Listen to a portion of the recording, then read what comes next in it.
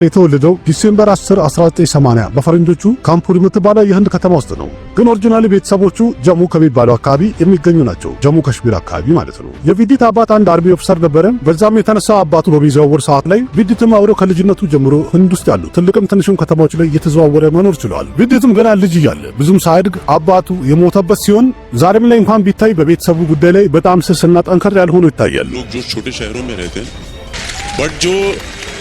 ቪዲት ወደ ፊልሙ ዓለም የተቀላቀለው እንግዲህ አነስ ያሉ የተለያዩ ሮሎችን አግኝቶ የተወሰኑ ፊልሞች ላይ የተወነ ቢሆንም ቀደም ብሎ ግን በደንብ መታወቅ የቻለውና በደንብ አይን ውስጥ የገባው ፎርስ የተሰኘው ፊልም ላይ ነው። ፎርስ የተሰኘው የጆን አብርሃም ፊልም ላይ የመጀመሪያ ክፍሉ ላይ ማለት ነው ቪዲት ጃንቫል ቪለን ነበረ እና የተሰጠውን ካራክተር እጅግ በጣም በአስደናቂ ሁኔታ በብቃት ተወጥቶ ነበረ። እንዲያውም ይህ ፊልም በሚሰራ ሰዓት ላይ ለዚህኛው ካራክተር 50 ሰዎችን ኦዲሽን ያደረጉ ሲሆን በመጨረሻም ከ50ዎቹ ሰዎች መሃል 49ን ጥሎ በመጨረሻም ቪዲት ጃንቫል ሊመረጥ ችሏል። ፎርስ እንግዲህ በፈረንጆቹ በ2011 ለይታ በበቃ ሰዓት ላይ ደመቅ ያለ ለየት ያሉ አክሽን ፊልሞችን እንደ አዲስ ያቀጣጠልና ተፈላጊነታቸው እንዲጨምር ያደረገ ፊልም ሊሆን ይችላል። ምክንያቱም ቀደም ብሎ እንደሚታወቀው የፊልሙ አክተር ብቻ ነው ሰፊ እና ረዘም ያለ ስክሪን ታይም ያገኘ ነበረው። ግን ፎርስ የተሰኘው ፊልም ላይ የቪለኑን ካራክተር በአዲስ መልኩ ነበር ያሳዩት። የፊልሙ ለይታ በበቃ ሰዓት ላይ ከጆን አብርሃም የበለጠ በጣም ሊምላይትን ወስዶ የነበረው ወይም ትኩረት አግኝቶ የነበረው ቪዲት ጃንቫል ነበረ። ዋናው ነገር ደግሞ በዛ ሰዓት ላይ እንደዚህ የሚያምር አክተር ወይም ተዋናይ ቪለን አይሆንም ነበረ።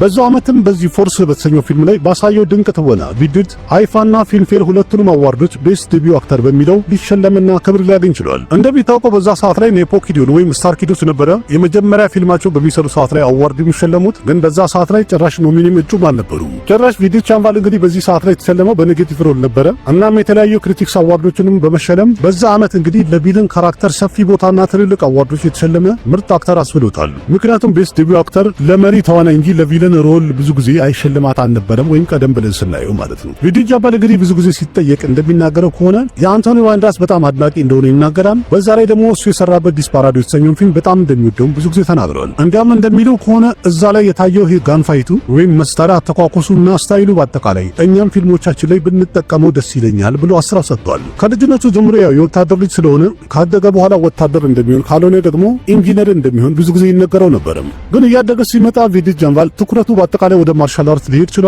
እናቱም ደግሞ ብዙ ጊዜ የእሱን ሀሳብ ትከተል ነበር ወይም ተደግፈው ነበርም። እሷም ብትሆን ቀደም ብላ በጊዜዋ ሞዴሊንግ ሞክራ ነበር እናቱ። ስለዚህ ልጇ እያደገ ሲመጣ የሚያምር ቁመና ስላለው ሞዴሊንግ መሞከር እንዳለበት ሁሉ ተመክረው ነበር። ቪዲትም ቢሆን ለእናቱ በጣም ቦታ አለው። ምክንያቱም ከልጅነቱ ጀምሮ እያንዳንዱ ፓሽኑ በደንብ የደገፈችው እናቱ ነበረችና። በእርግጥ ህንድ ውስጥ ቀደም ያለ ማርሻል አርት ከለሪ ፓክ የሚባል አንድ ጨዋታ ወይም ደግሞ እንደ ማርሻል አርት የሚሰለጥኑበት ሂደት አለ። ቪዲት ደግሞ ይህን ነገር ገና ከ3 ዓመቱ ጀምሮ ሲማረውና ሲሰለጥነው የቆየ ነገር ነበር። የቪዲት እናትም ኬኔላ ውስጥ የሚገኝ አንድ አሽረም ውስጥ አገለግል ትሰራ ነበረ። እዛም ደግሞ ይህኛው አርት ወይም የካራት አይነት ስልጠና ያስተምሩ ነበረ።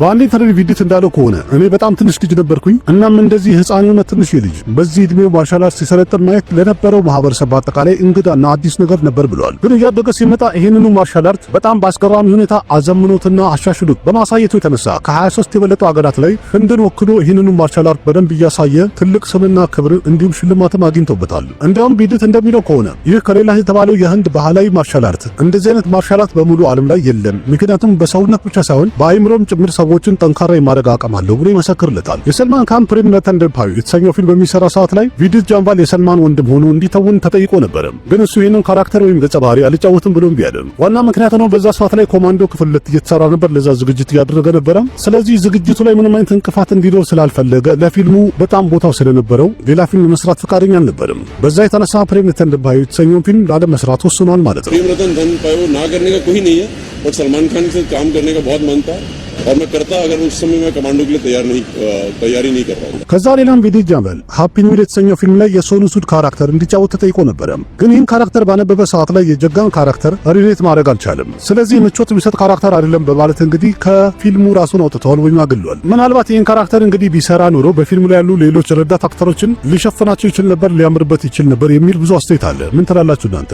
ሃፒ ኒው ይርን በሶኑ ሱድ ቦታ ቪዲትን ብታዩ ደስ ይላችሁ ነበረ? ጉልት ራጃ የተሰኘው ፊልም ቀረጻ እየተደረገ በነበረ ሰዓት ላይ ቪዲት ጃንቫል አንድ አክሽን ሹት መደረግ ነበረበት። የቀረጻው ቦታም ትንሽ ከፍ ያለ ቦታ ነበርና ከአንድ ስታንትማን ጋር የተጣላ ነበረ። በቀረጻው ሰዓት ላይ ስታንትማኑ በድንገት ተንሸራቶ ወደታች ስለወደቀ ይጎዳል ብሎ ደንግጦ ዘሎ ቪዲት ጃንቫል ራሱ ለማዳን ስታንትማኑን ገብቶ ነበረ። በእርግጠኝነት ሌላ አክተር ቢሆን እንኳን ሌላ ሰው ለማዳን እንደዚህ ዘሎ አደገኛ ሁኔታ ውስጥ ይገባል ለማለት ትንሽ አያስደፍርም።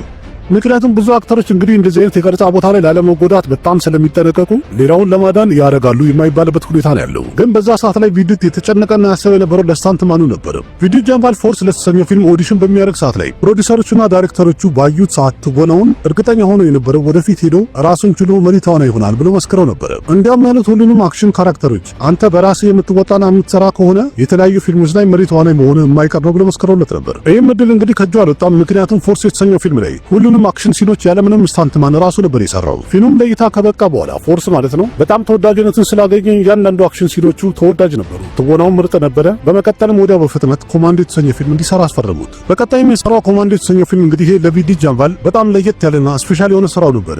ምክንያቱም በመሪ ተዋናይነት እንግዲህ ለብቻው አንድ ፊልም ይዞ የመጣበት የመጀመሪያ ስራው ነበር። ከዛ በተጨማሪ የፊልሙ ታሪክ ላይ ደግሞ ከሱ ኢሞሽን ጋር የተያዘ ነገር አለው። በአንድ ኢንተርቪው ቪዲት ጃምባል እንደተናገረው ከሆነ አባቴ ከድሮ ጀምሮ ገና በልጅነቴ ሲናገር የሰማሁት አድጌ እኔ ወታደር እንደሆን ወይም አርሚ ጆይን እንዳደረግ ፍላጎት ነበረው፣ ግን እኔ ያንን ማድረግ አልቻልኩም። ስለዚህ ኮማንዶ የተሰኘ ፊልም እንደምሰራ በተጠየቅኩኝ ሰዓት ላይ ለእኔም ሆነ ለቤተሰቦቼ በጣም የሚያኮራ ጊዜ ነበረ ወይም ገጠመኝ ነበር ብሏል።